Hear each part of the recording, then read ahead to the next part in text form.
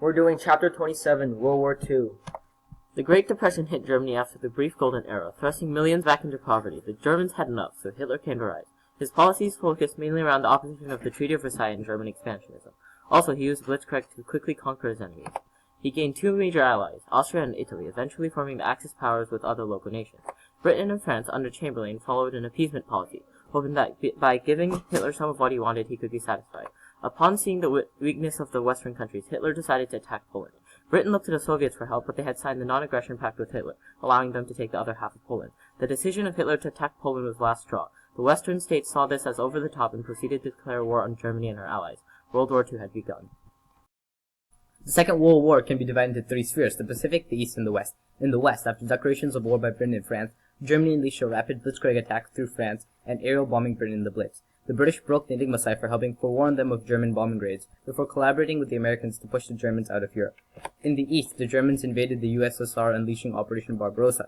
However, after the defeat at Stalingrad when Stalin ordered no retreating, the Soviets advanced. Decimating the German tanks in the Battle of Kursk, the Soviets pushed all the way to Berlin and ended war in the European theater. Elsewhere, in the Pacific, war broke out when the Japanese surprise bombed Pearl Harbor, hoping to scare the Americans. And utter failure, the American war machine was galvanized into action, and America joined the Grand Alliance. The Americans slowly island-hopped closer and closer to the Japanese mainland, facing fierce suicide attacks.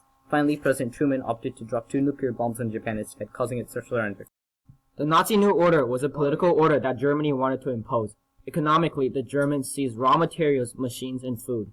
Germany also adopted the policy of using foreign workers.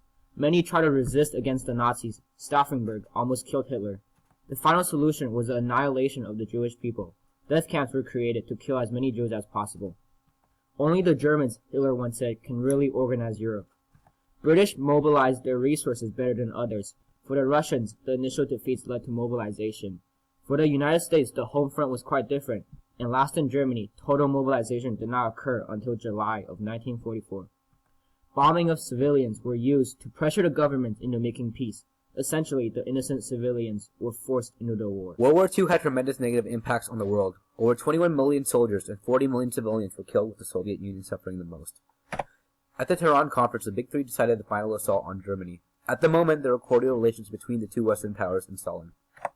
At the Yalta conference, Germany was utterly defeated and had to pay 20 million in war reparations. Stalin sought strategic and economic gain, while Roosevelt focused on self-determination. This led to the beginnings of the conflict between the two powers. At the Potsdam conference, there was a cloud of mistrust. Roosevelt had just died, and Truman demanded free elections, but because Soviets had all the military power in Eastern Europe, Stalin refused. Tensions built up with America and the Western powers facing off against the Soviet Union, summarized in Churchill's Iron Curtain speech.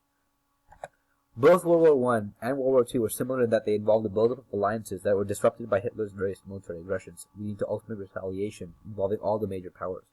However, while World War I was mainly focused on trench warfare, World War II was mainly characterized by different military strategies like blitzkrieg.